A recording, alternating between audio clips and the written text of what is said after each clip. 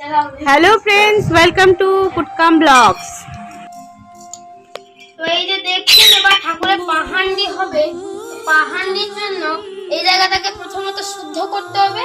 এই শুদ্ধ করার জন্য এই ফুল দিয়ে জল ছিটিয়ে শুদ্ধ করে নিলাম, নিয়ে এই ফুলটা রথে দিয়ে দিলাম। নিয়ে এবার সবার প্রথমে জগন্নাথ নয় কিন্তু বলরামের পাহান্ডি হবে।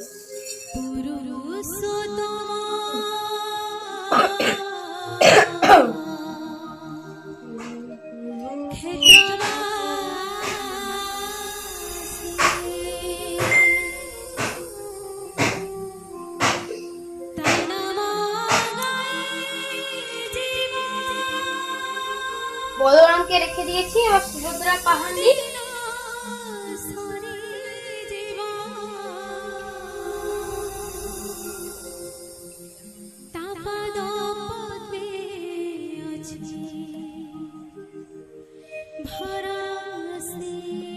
এবার জগন্নাথ দেবের পাহান্ডি।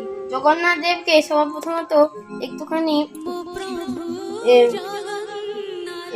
আদর করে দিতে হবে, তাহলে বেচারা রথে উঠবে না। ঠিক আছে, আদর করে দিলাম, এবার উঠবে। ঠিক আছে,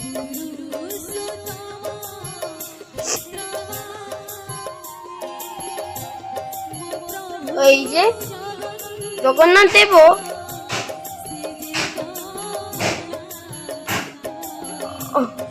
দাঁড়ান দাঁড়ান, মালাটা সরিয়ে দিচ্ছি। হ্যাঁ, এই যে জগন্নাথ দেব। এবার যে জগন্নাথ দেবের যে পাহান্ডি পুজো হয় তার প্রথম যে ধাপ, এটা তো স্নান করানো। জগন্নাথ দেবকে আর আমরা মাথা থেকে স্নান করাবো না, নাহলে জ্বর হয়ে যাবে আবার। তাই আমরা এখানে এই থালাটা দেখছেন, এই থালাতে আমরা তিনজনের নাম করে স্নান করাবো। এইভাবে ওম বলভদ্রায় নমঃ, ওম সুভদ্রায় নমঃ, ওম শ্রী শ্রী জগন্নাথায় নমঃ, ওম শ্রী শ্রী সুদর্শনায় নমঃ, ওম শ্রী শ্রী লক্ষ্মী নারায়ণ নমঃ, ওম শ্রী শ্রী মদন মোহন নমঃ, ওম শ্রী শ্রী কল্কি অবতারায় নমঃ। দেখছেন জগন্নাথ দেবের স্নান হয়ে গেল।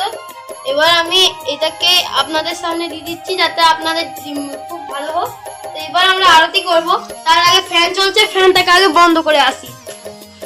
তো দেখছেন এবার আমরা সবার প্রথমত কর্পূর আরতি করব। তাই এই যে ঘন্টা আর কর্পূর,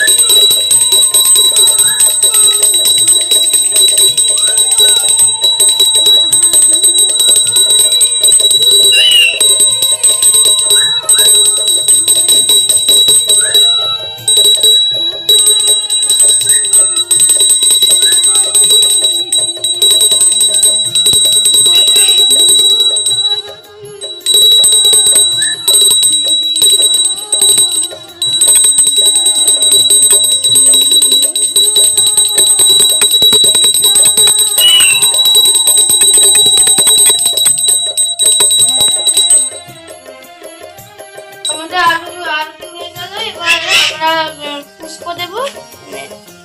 জগন্নাথের বলরাম সুভদ্রাকে এবার পুষ্প দিচ্ছি। পুষ্প অর্ঘ্য করছি। পুষ্প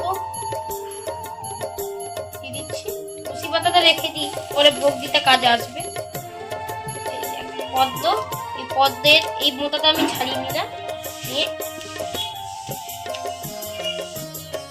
এটা খুবই ছোট পদ্ম, তাই আমার খুবই সুবিধা হয়েছে যে রথে রাখবো। তাছাড়া আমি রথের শুদ্ধিকরণ পুজোটা করে নিয়েছি। শুদ্ধিকরণ পুজোটা মানে হলো যে রথটা আমার সাজাতে গিয়ে অনেকবার পায়ে লেগেছে, তো সেই পায়ে লাগার যে দোষটা হয় সেটা যাতে না হয় সেই কারণে রথটাকে একবার শুদ্ধিকরণ পুজো করতে হয়। ঠিক আছে, তো শুদ্ধিকরণ পুজোর ফুল এখানে আছে দেখছেন নিচে। তো শুদ্ধিকরণ পুজোটা পুরীতে হয় রথযাত্রার আগের দিন। তো আমার তো আমি করি রথযাত্রার দিনই। আর হ্যাঁ, যে পুরীর যে জগন্নাথ দেবের রথ, সেটা 3টে রথ হয়। ঠিক আছে, আমি তো এখানে একটা রথ করেছি। বেসিক্যালি মানে বিশেষ করে পুরীতে 3টে রথ হয়, তালধ্বজ, দর্পদলন এবং নন্দীঘোষ। ঠিক আছে,